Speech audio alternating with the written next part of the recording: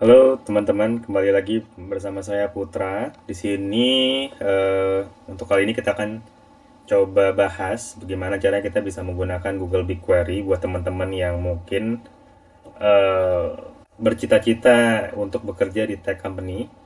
Kebanyakan tech company di Indonesia itu menggunakan Google Cloud Platform untuk software dan pekerjaan sehari-hari.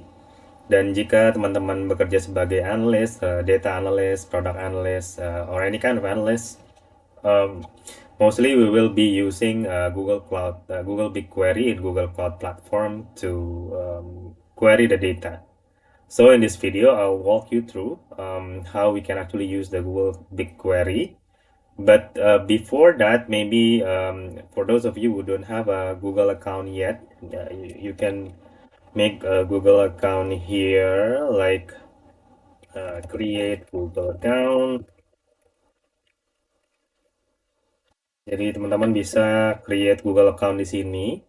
Dan nanti jika udah punya Google account, kita bisa langsung ke Google Cloud Platform ya, atau Google Cloud Console. Jadi bisa diklik di sini. Nah, nanti di sini sebenarnya si Google Cloud ini punya beberapa pricing skema ya. Jadi ada beberapa pricing skema bisa dilihat di sini.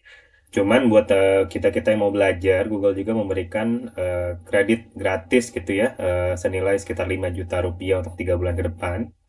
Dan menurut saya itu udah lebih dari cukup untuk bagi teman-teman yang ingin belajar menggunakan SQL ya di Google BigQuery. Jadi teman-teman bisa coba nanti setelah daftar bikin Google account, lalu daftar aja Google Cloud Platformnya. Dan di situ nanti teman-teman mungkin akan dibutuhkan untuk menginput data kartu kredit ya. Sebenarnya ini untuk administrasi aja dan nggak akan dicas hingga teman-teman trialnya selesai dan atau teman-teman mengkonfirm untuk menggunakan kartu kredit tersebut untuk servis selanjutnya. Jadi di sini saya sudah daftar. Mungkin nanti saya akan memberikan step by step cara mendaftar Google Cloud Platform trial di video yang lain. Tapi di sini karena kita sudah daftar, kita akan langsung aja coba ke konsolnya ya, yang Google Cloud Platformnya. Nah, di sini teman-teman lihat saya punya kredit 5 juta rupiah yang diberikan oleh Google dan akan expire di tanggal 28 Agustus 2025. Di sini kredit ini bisa kita pakai untuk berbagai macam service yang ditawarkan ya oleh Google Cloud Platform, mulai dari AI Solution, AI Model, Database, Maps, Data Management, dan kawan-kawan.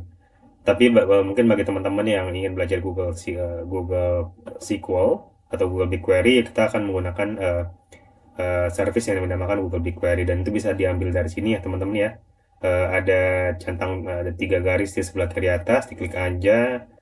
Nanti di sini ada pilihan Google BigQuery, langsung diklik aja di sini. Dan nanti teman-teman akan diarahkan ke sini gitu.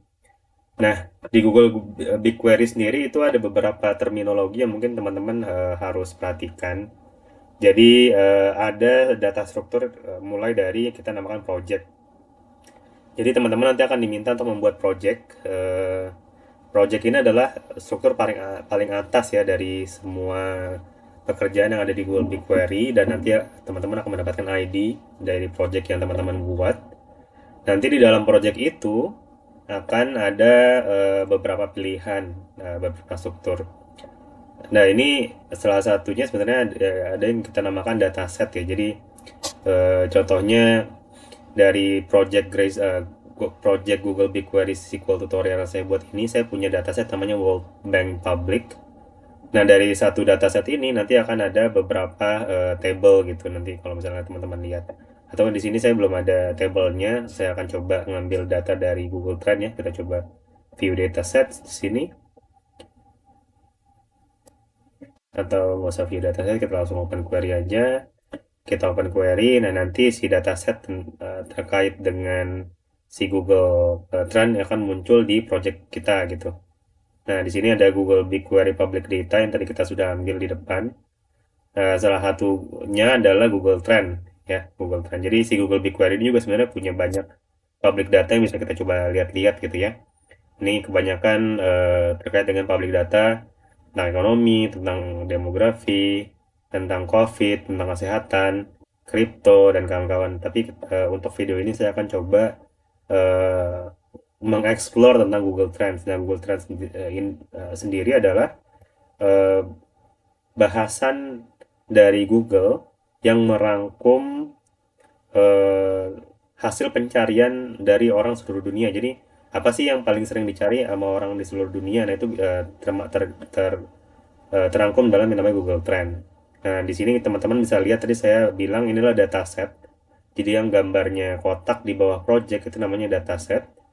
Nah, dataset ini itu akan terdiri dari beberapa table. Nah, di sini contohnya ada table international top pricing terms, ada international top terms, top pricing terms, dan top terms. Nah, kita coba buka nih ya, kita klik yang top terms untuk contohnya.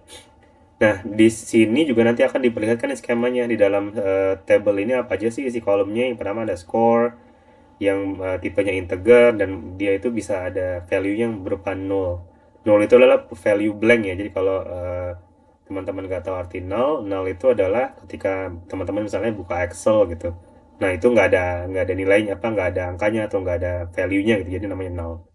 Nah di sini kita lihat untuk si table top terms ini ada beberapa kolom. Yang pertama score, rank, refresh date, DMA name, DMA ID, terms and week. Nah, sebenarnya di sini mungkin nggak ada penjelasannya tentang masing-masing eh, kolom itu artinya apa, tapi teman-teman bisa sebenarnya coba cari di Google juga untuk maksudnya apa gitu ya, data profile kita bisa lihat juga, tapi nggak ada di sini.